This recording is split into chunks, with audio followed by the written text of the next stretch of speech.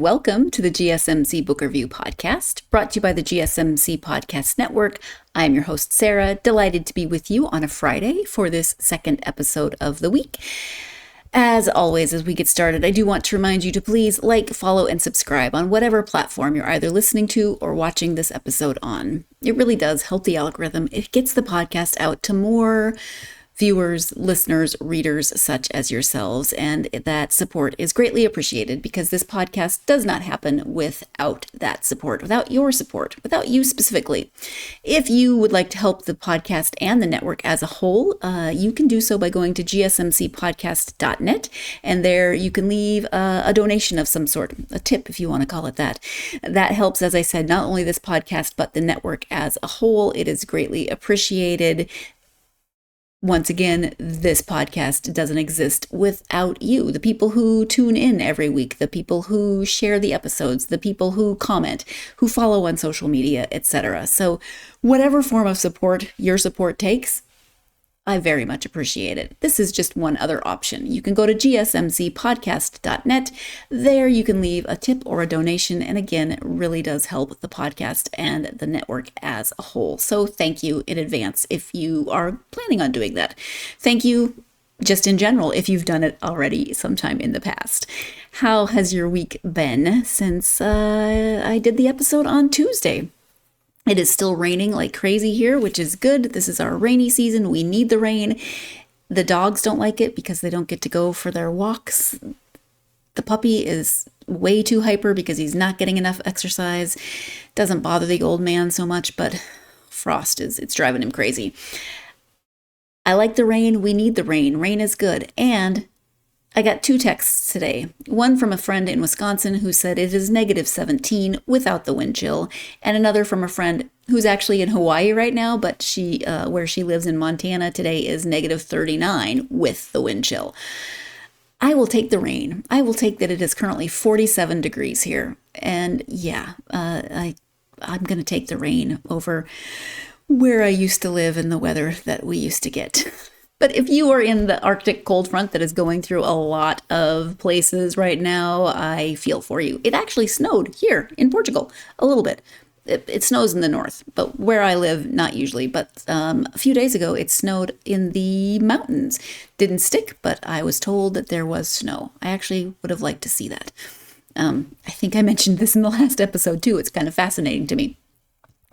But anyway, I hope your week is going well. I have had students. It has been a very busy week. And you know what? I've learned a lot this week. I love that my students are often, maybe they have a textbook or maybe they want to talk about something specific. And so we talk about a variety of things. Today, I talked about the Burning Man Festival in Nevada with one student. And then the next student, that student is a PhD student. He's interested in arts. He's interested in festivals, kind of a natural progression. The next student has a textbook that we go through. And in that textbook, we were reading about the Taj Mahal and the story behind how it was built and why it was built.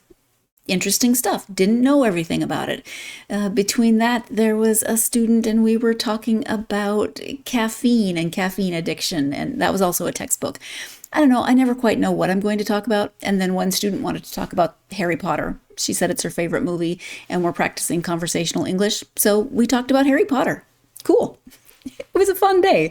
I like what I do and it's fun to learn different things. I never quite know where the conversations are going to take me, and that is an adventure. But speaking of conversations and talking about things, you are here for a conversation with an author. I am here to talk about books. And so let me go ahead and talk to you about this week's book. Well, this week's second book, but this episode's book. I am speaking with author Allison Cundiff about her debut novel. It's called Hey, Pickpocket. Let me give you the description of this book. Frances is on a journey to leave her past behind and find a new beginning in the picturesque landscapes of Ireland. As she immerses herself in the vibrant local culture, she meets a cast of unforgettable characters who challenge her perceptions and help her uncover the true meaning of home. With its beautifully crafted prose and deeply resonant themes, Hey Pickpocket is a story of love, loss, and the enduring human spirit. Join Frances as she navigates the complexities of identity and belonging, and let yourself be swept away by the charm and wit of Allison Cundiff's storytelling.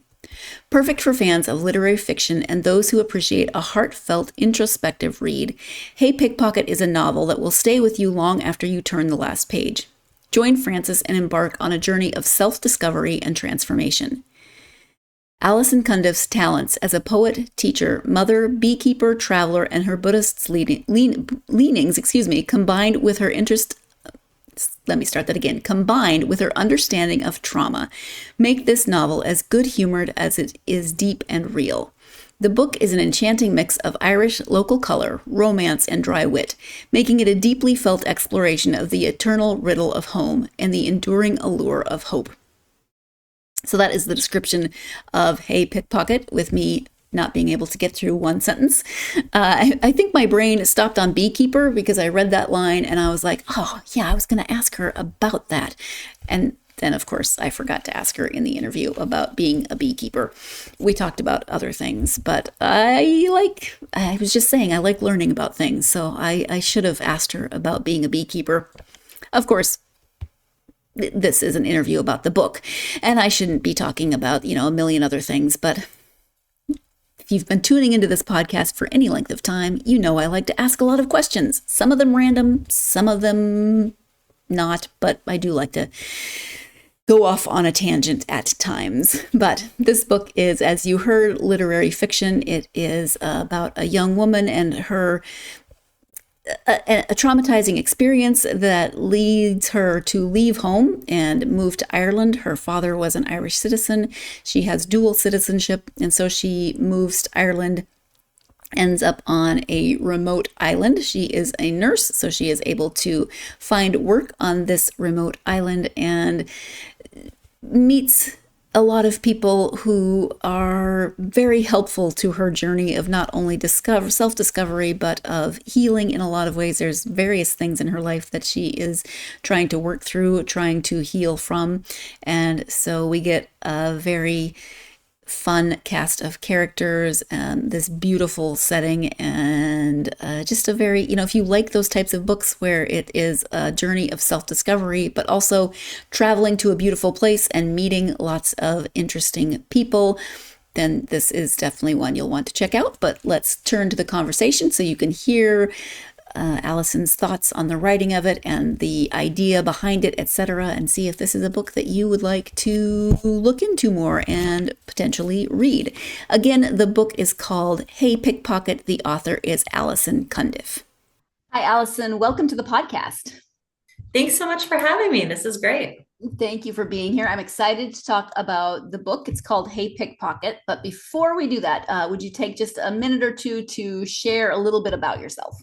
Sure. So I am here in snowy St. Louis, right in the middle of the Midwest, and I'm a high school English teacher. And I spent some time going to school overseas when I was in college. And so that sort of was the genesis of the idea for the book. So here in the Midwest, trying to do something productive with the memories of that travel from so many years ago. Yeah, nice. Where did you go to school? So I did my senior year of college in a small town on the east coast of the Republic of Ireland. The city's name is Maynooth, and it's kind of the Catholic center. I think a lot of priests come from Maynooth. That was way back in 1996.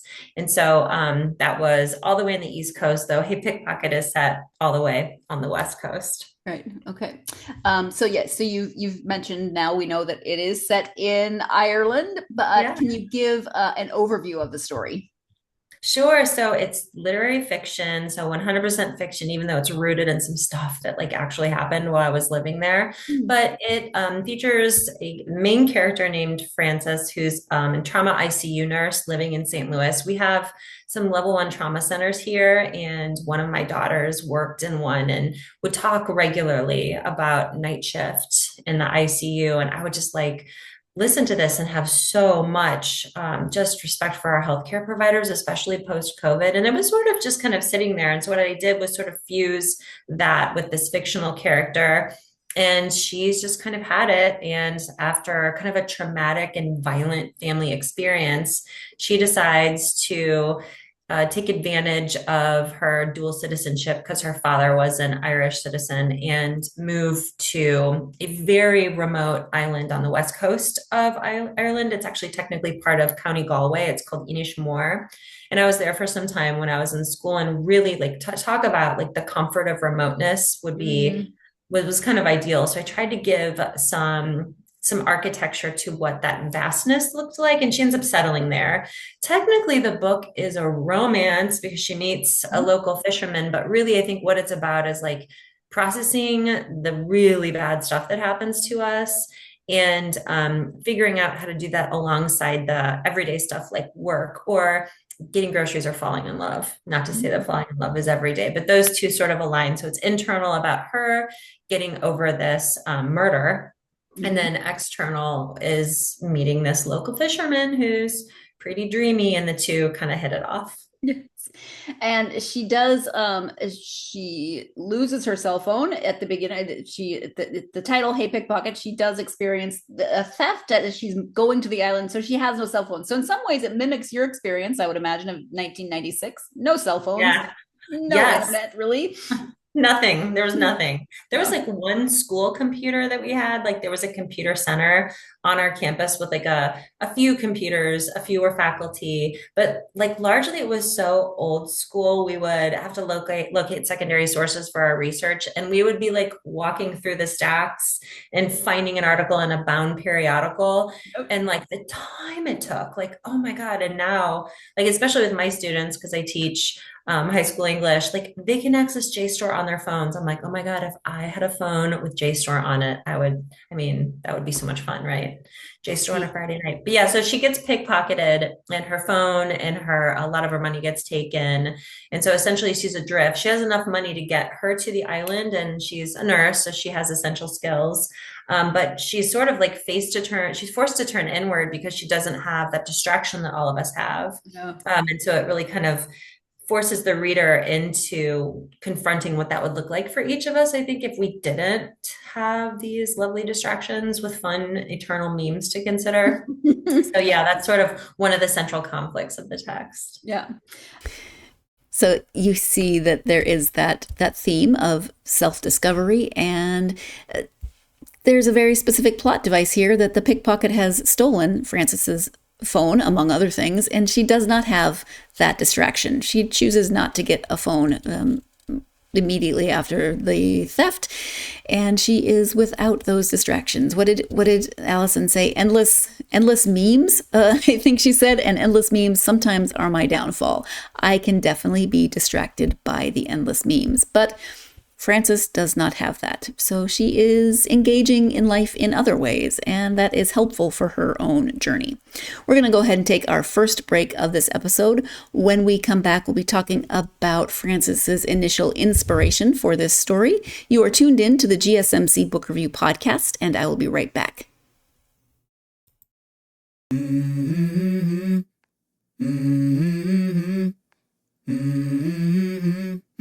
Let's go.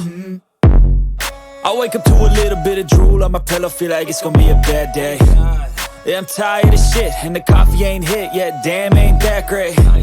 I don't wanna go to work, cause my boss is a jerk, and I'm not even that paid. I need a change in my life, cause I don't feel alive, and there's nothing that makes me happy. Hold my beer for a minute, I'm about to quit my job, cash in for a ticket. I'm going on a trip and I don't plan to visit. I'm gonna stay there till I feel like I'm winning, and this is just the beginning. I need a big change, help me feel like living. I need a big swing, home runs I'm hitting, and I'll never look back, moving on till I get it all. And we all got dreams, we all want things, but what you gonna do for it? How you gonna move for it? What you gonna be? And do you believe you can do anything? Welcome back to the GSMC Book Review Podcast and my conversation with author Allison Cundiff. As we get into this second segment, this is your second and final reminder that if you would like to help the podcast and the network as a whole, you may do so by going to gsmcpodcast.net. There you can leave a donation of any amount of your choosing, and it is greatly appreciated. Again, that address is gsmcpodcast.net. Thank you again. Before the break, Allison was giving an overview of the story and of Frances's journey to Ireland, of course, but also her journey of self-discovery and exploration. And we were talking about how losing her phone really helped to, it kind of forced her to look more inward in ways. Let's go ahead and return to the conversation with Allison. What was your initial inspiration for the story? I mean, obviously you've been there, you traveled and lived in Ireland, but for the story itself, what was your initial inspiration? So when I was there, it was for a poetry intensive, and my focus was Yeats. Yeats is always, he was sort of like, I don't know, reading him felt like listening to the Smiths. It was like beautiful but moody. And so I went to Sligo, and I took a train to Sligo, which is of the north of the Republic. And thankfully I didn't get pickpocketed. But to get to the cemetery where Yeats is buried, you have to take a bus. So you take a train to the county, and then you're on this bus, and there are all these interesting characters on the bus. There were some like rural folks and some more urban folks, and you buy a round trip ticket. So it's like 20 quid is what they called it, 10 there, 10 back. And the bus driver, when I was getting off the bus, like he had that big steering wheel, but under it, he had like a newspaper.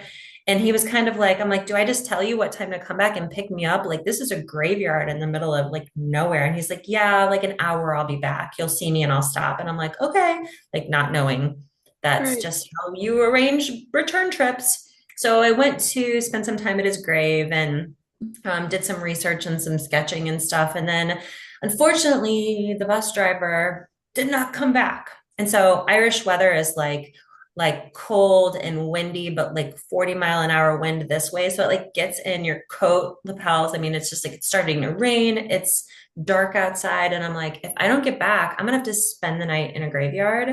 And like, no, like, even though I was 21, I'm like, mm-mm. So I ended up doing like forgetting everything my family had taught me. And I ended up having to hitchhike back to the train station. And I thought I was gonna like totally get killed. Yeah. Thankfully I did not.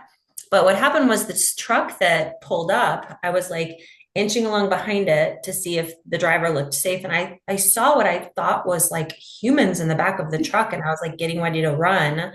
But when I looked in the door, I could see over the back and there were pigs in the back. And I was like, oh, it's a farmer. And the driver had a piglet on his lap. He was like carrying like this tiny piglet. And so I'm like, I don't think this guy's going to kill me. So he gave me a lift back to town, and he let me hold the piglet. And like, I'm like, no one is going to believe that this happened. Like, I'm going to tell everybody, and they're going to be like, no. But incidentally, I took a picture of him. It survived. It's kind of blurry, and his eyes are closed, but his name was Gabriel. He was just a Sligo pig farmer who like saved me from having to spend the night in a graveyard. And I think that memory was so lovely. Like, what nice people, and like what hilarity. Like, of course I'm going to get, stranded in a graveyard, but I kind of sat in my mind for like 25 years. Yeah. And I'm like, okay, I'm going to build a sort of story around it. So that's what I ended up doing. So Frances, my main character, has that happen to her. And that's like the only part that's nonfiction. Everything else is fiction. Yeah. Cause I was going to say, that's pretty accurate to what you write in the book down to the piglet. Yes. So yeah. It is adorable. Like piglets, I was like holding it like a baby, and they're very cute. So yeah. It was a fun memory. Yeah. And you did not get killed, but yes, that would not be my first instinct to get in the truck of some random person on the side of a highway anywhere or road. Right. Anywhere.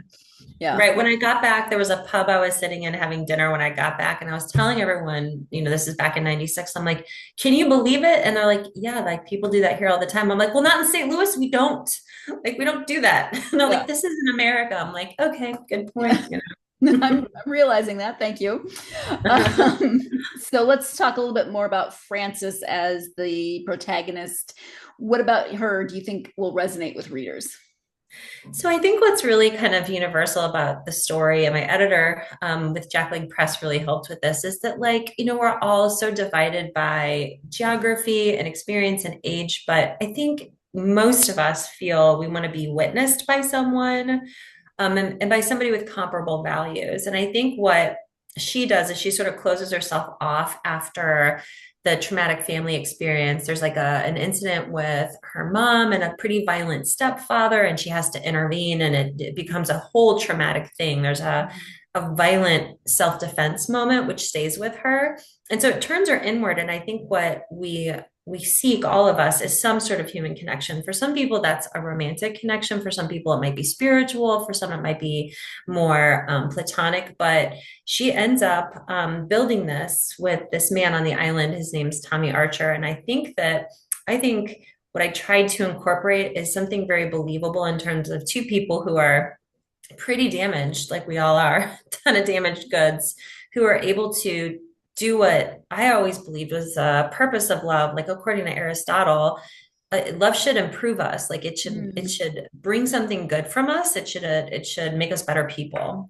And I think she and Tommy both are improved by meeting each other. And I maybe it's a little bit utopian or rosy glasses, but like I think we all kind of need that right now. If we're always looking at the murky stuff, then I don't think there's any hope. So I think the book has a lot of hope in terms of us being lovable. And I think that's how she might resonate, hopefully, with readers. Because she does have a lot of PTSD, but it's really turning her to feel like she maybe doesn't have a lot of value as a nurse, yes, but as a person, she definitely has some issues with her sense of self.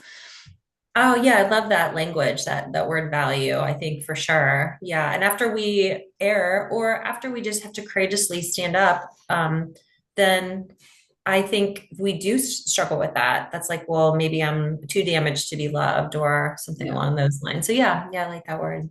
Yeah. Now you are setting up that romantic idea that we, as so many young women have, that we're going to go to Ireland, we're going to go to Paris, we're going to go to wherever, and we're going to meet this man. He's going to be drinking. We're going to go on a vacation and but it's an ideal for a reason, right? Yeah. I think that I wouldn't know about Paris, but I did, when I was a young woman living there, I remember thinking like, there are, there's wonderful people in the world, and regardless of your country of origin, I mean, most people are looking to connect in some capacity.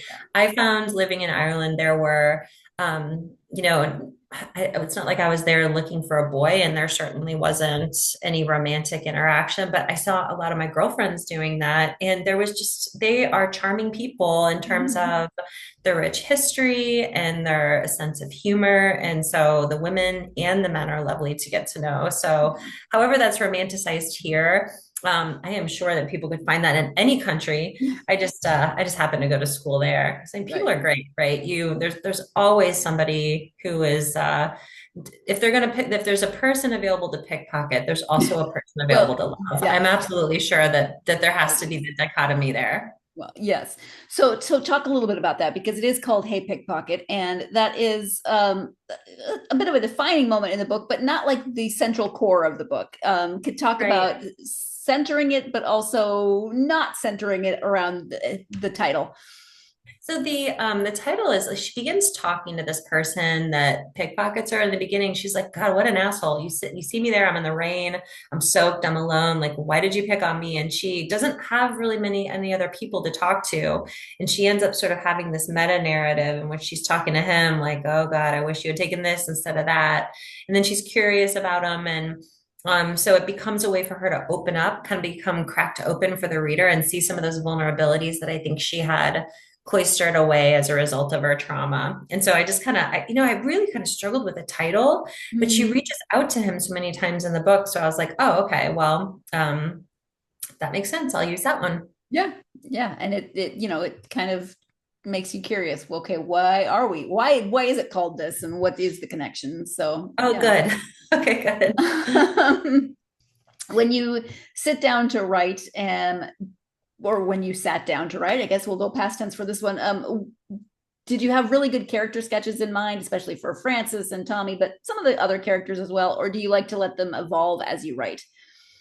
Oh, I love that question. I always like, so out of all the classes I teach, I always shy away from creative writing because I think my methods are just sort of unorthodox. I think for me, I don't ever really have characters in mind as much as I do place. So Mm, sometimes in my memory, I'll have a place and I'll kind of build plot around what I can visualize having been there. And so I really clearly remember these places from school or these photographs that survived from an actual camera, not having a phone. And yeah. I think that the prose built around that.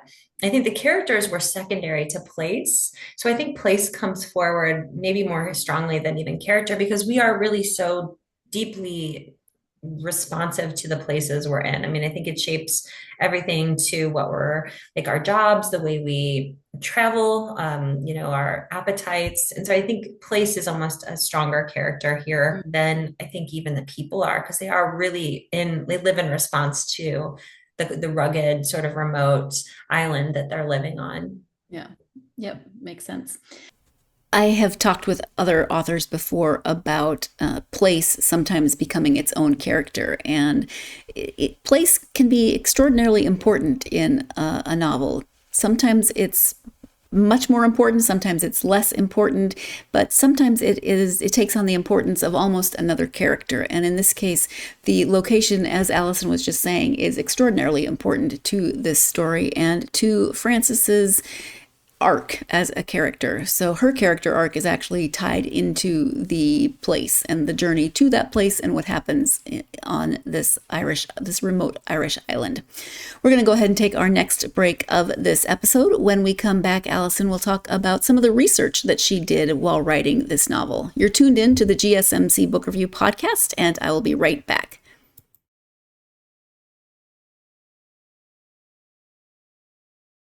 For the best and latest podcasts available anywhere, go to the podcast app on your cell phone and type in GSMC to access free content-rich podcasts on health and wellness, book reviews, sports, entertainment, relationships, social media, movies, technology, finance, and even weird news. Subscribe and download the GSMC Podcast Network's family of shows, available everywhere podcasts are found.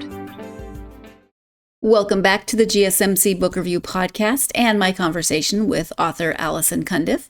Before the break, Allison was talking about character development, but she was also talking about the importance of place within the novel and how the place is almost another character and certainly contributes to character development throughout the story. Let's go ahead and return to the conversation with Allison. Any particular research that you did that stands out for you for this story?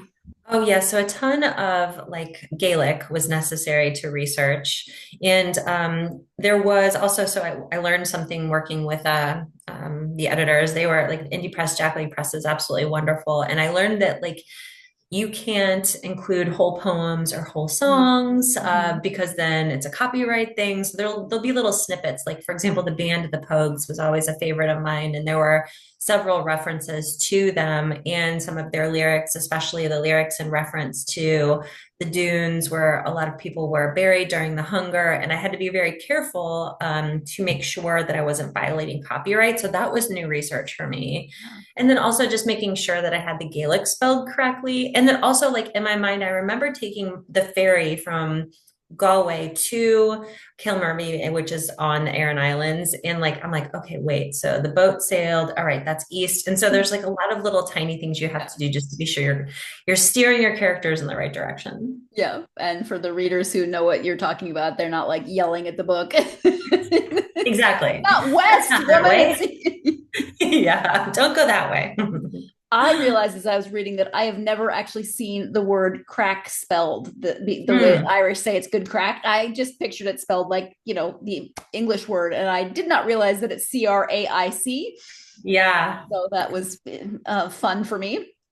It's their dialect is one thing, but the idiomatic sort of phrasings, it took me a while. After living there for a while, I remember somebody coming over from London and I could not understand the guy in the pub from London because I was so used to Irish language. And so it took me a minute. I'm like, is he French? And then they're like, no, he's from England. I'm like, weird. So, I mean, you really kind of get used to the way, the character, the people speak. Yeah, but I love that about well, English because I speak English, but then the dialects and the accents and just the way English has evolved in all the different countries. Like you can talk to somebody who is from Australia and they'll speak completely different English than someone who is, Right. like you said, from London or and I don't know. I spend way too much time thinking about vocabulary, but it's fascinating to me. That's a fun thing to think about for sure.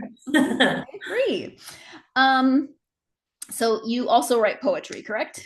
I do, yeah. So, and this is your debut novel. So, talk about writing poetry and then sitting down to write a novel. What was that like for you? So poetry was, I felt, I used to think like, oh, there was no way I could write a novel, but I've talked to people like people I teach or my colleagues, and I always think like, you should write that down. I think that we, like people have these stories, prose, the volume of a novel, I think length alone is kind of off-putting for especially people who write shorter pieces or poetry because we just think like it's all there and ready to be written. But I really think that kind of like stringing poems together, it's like Christmas lights. I think that all of us can just build on it. Like if we just write the very beginning, even for me, the part I wrote first was near the end. It's the hitchhiking scene, and you can go backwards. And that's what's so fun about prose. You can go in all different directions. Like a professor once told me that hieroglyphs could be read top to bottom, bottom to top, and then both directions, right and left. And I sort of felt like writing a novel was kind of this middle that expanded, and then I'd go back and edit, and then I would add a ton more to the beginning. And so that's what's really different and fun. Whereas poetry to me feels like it's like a reduction sauce where it's been cooking for a long time and you're getting smaller, whereas prose is something that sort of expands like a starburst. So it's, I think, a different writing process, but I think everybody's got it in them. And every time I'm talking to somebody who's got a cool story, I'm like, oh my God, that would be so cool if they wrote that. I just don't feel it. We talk enough about how the volume doesn't have to be established when the writing process begins. Like that can come later. As long as you start somewhere, it can take any shape that sort of organically emerges. That's best, I think, to fit the story. Yeah. What drew you to writing contemporary or literary fiction in particular? I think I read a lot of it, and I just think how cool that these stories can expand. And I wanted to expand that story about Gabriel, the pig farmer. And, you know, I think a lot of us have imposter syndrome. It is like 24/7 what I think. I'm like, I don't know if anybody would want to read this, but then Indie Press bit and took a chance on me, and I'm forever thankful. And I think that as a result, that those themes of trauma and grief that were able to come out through the book were a way to unite readers who, oh, I've never been to Ireland, or I don't have any interest in, you know, fishermen, but we do have, like, that is the one shared universal, right? Like that we're all going to have to go through things, and we're all just here to sort of support one another through that. So I'm hoping that's the universal message that comes through with the book, and seeing that in other books kind of, I think, inspired me to finally get my stuff down. Yeah. Okay. Makes sense. Are you working on anything new currently?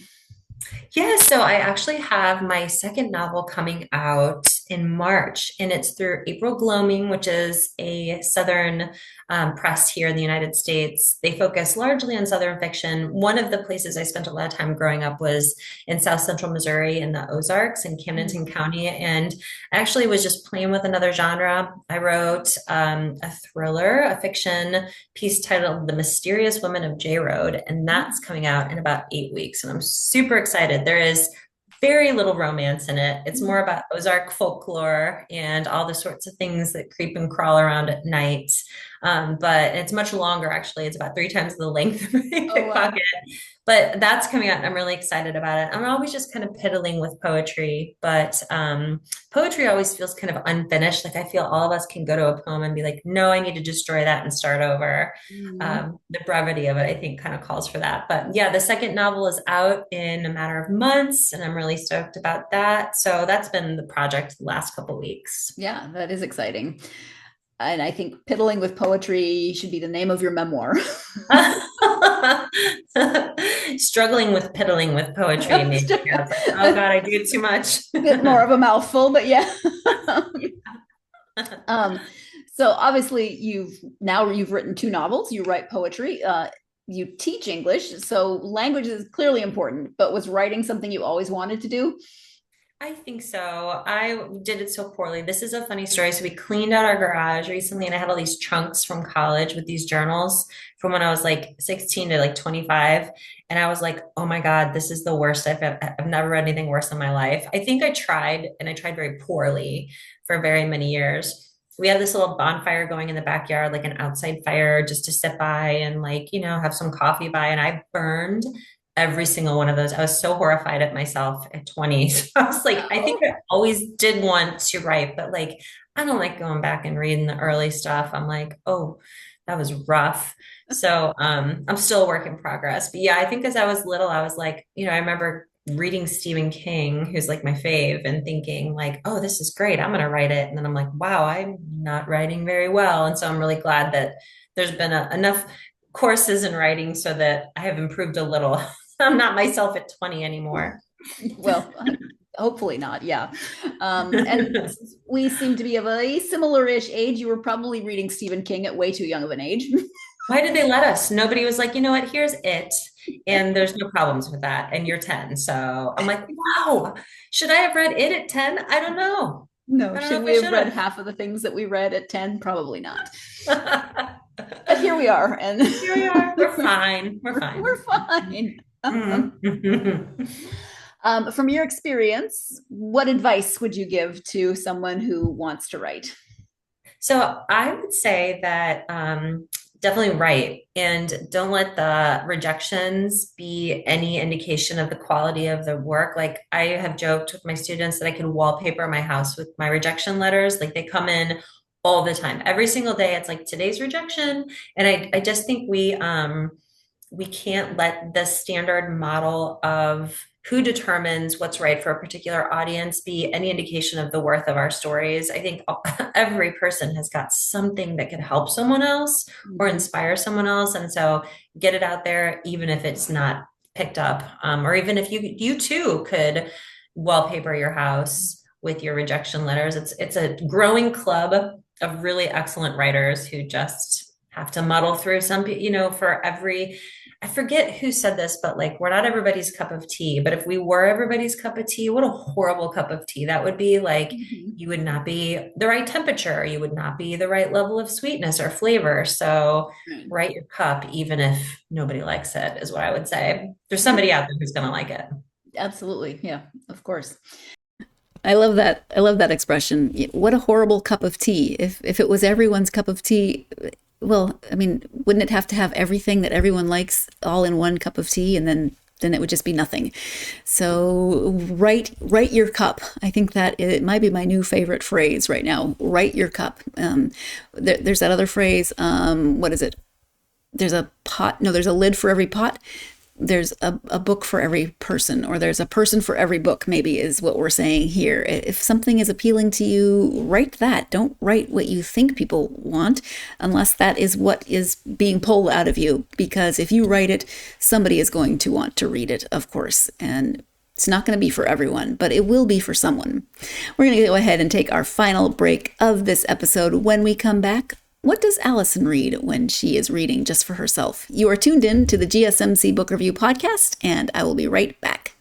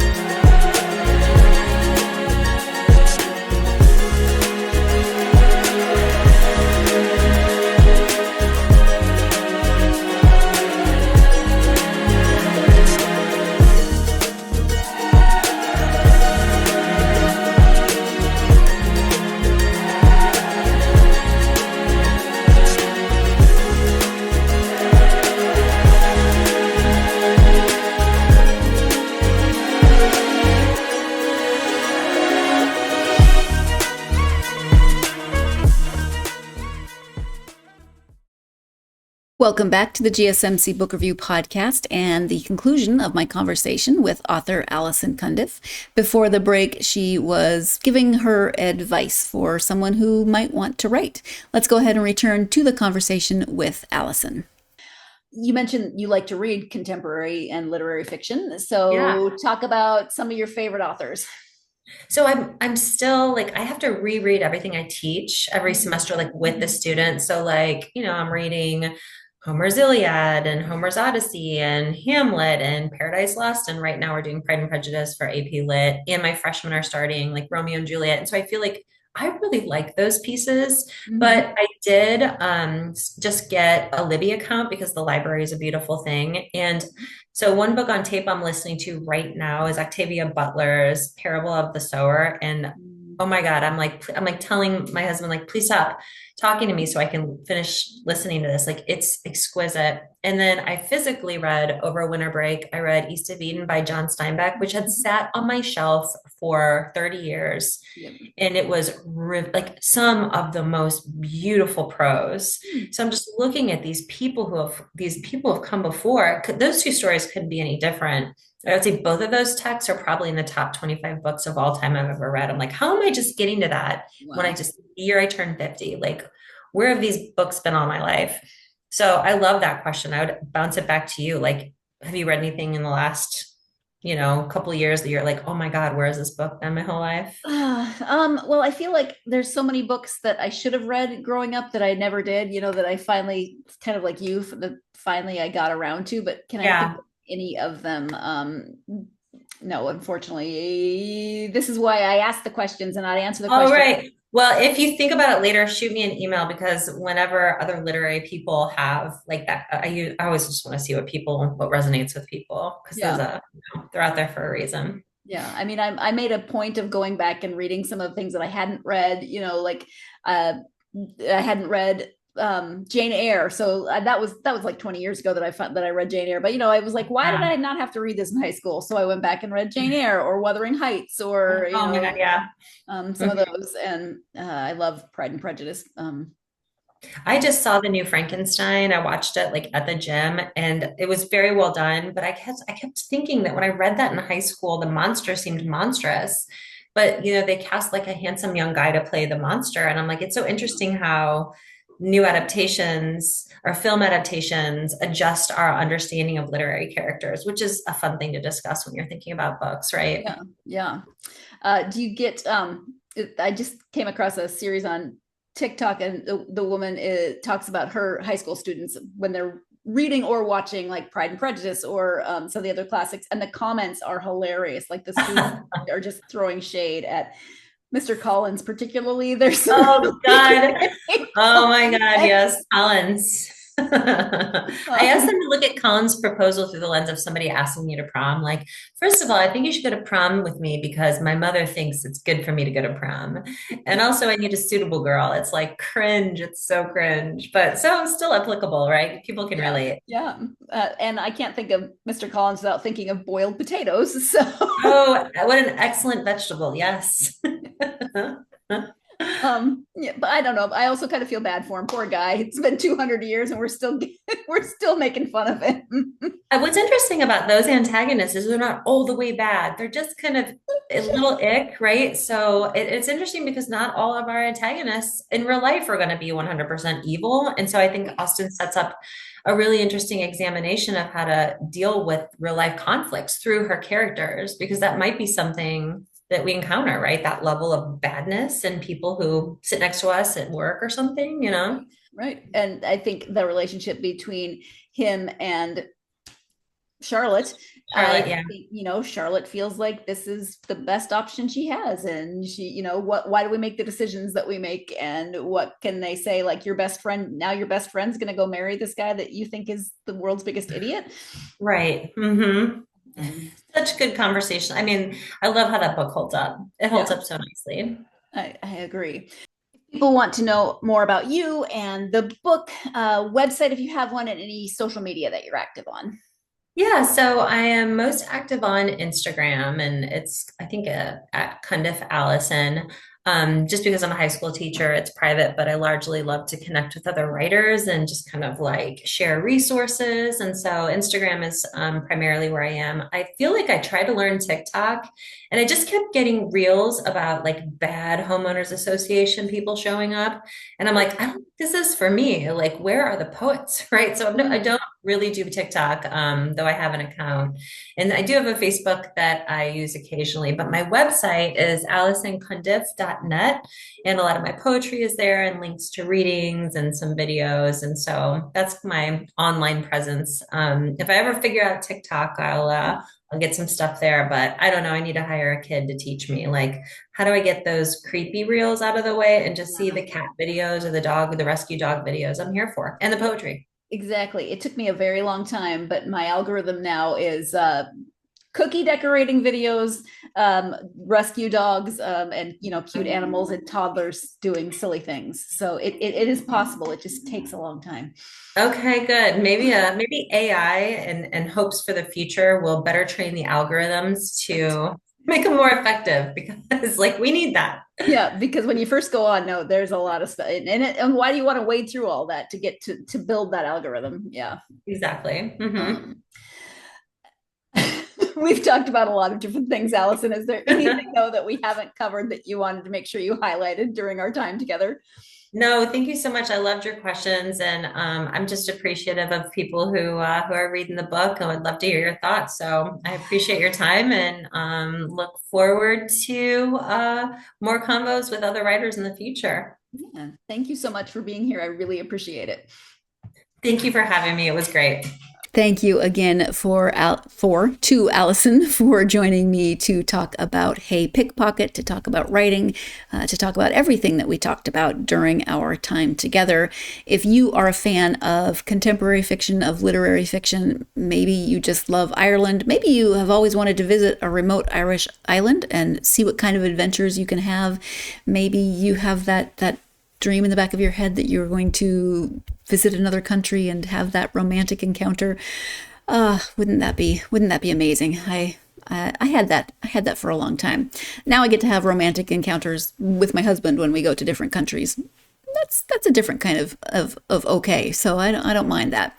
But whatever your reason, you should definitely check out Hey Pickpocket. It is Allison's debut novel, and maybe it is something that you want to read as you are embarking on your 2026 reading goals. What are your 2026 reading goals, by the way? I'm always curious.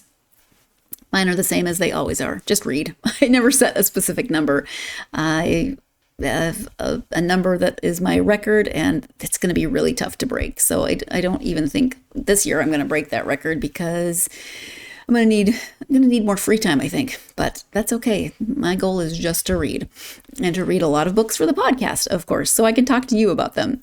Speaking of, I'm going to talk to you about another podcast or another book next time, when I will be joined by author Sandra J. Paul. I hope you'll join me for that conversation as well. I'm speaking with Sandra about her psychological suspense novel, The Girl Without a Voice. The main character is mute. She is not deaf. She can hear, but she cannot speak. And she is very isolated. This book takes place in 1980. She is very isolated. So, no internet, no cell phones, etc. She lives with just her parents, mostly just her mother, as her father travels a lot. And that doesn't tell you much, but that's enough. Things happen. Of course, things happen, because it's a psychological suspense novel and things happen. But she finds out things that she was not expecting, and she has to figure out how she's going to extricate herself from a not great situation. And she finds help along the way. But she's a very interesting main character in that she cannot speak at all. She signs, but her parents really don't sign with her.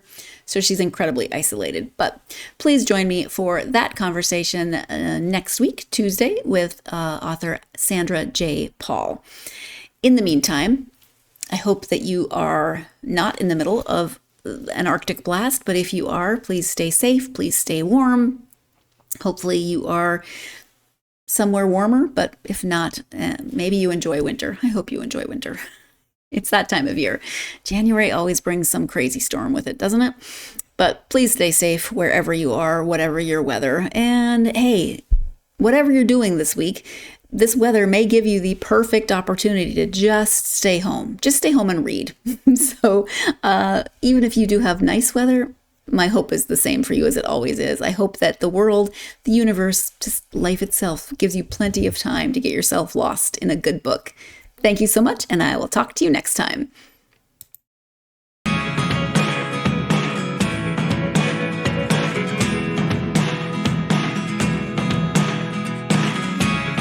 Never really know what's going on. Look at me sometimes.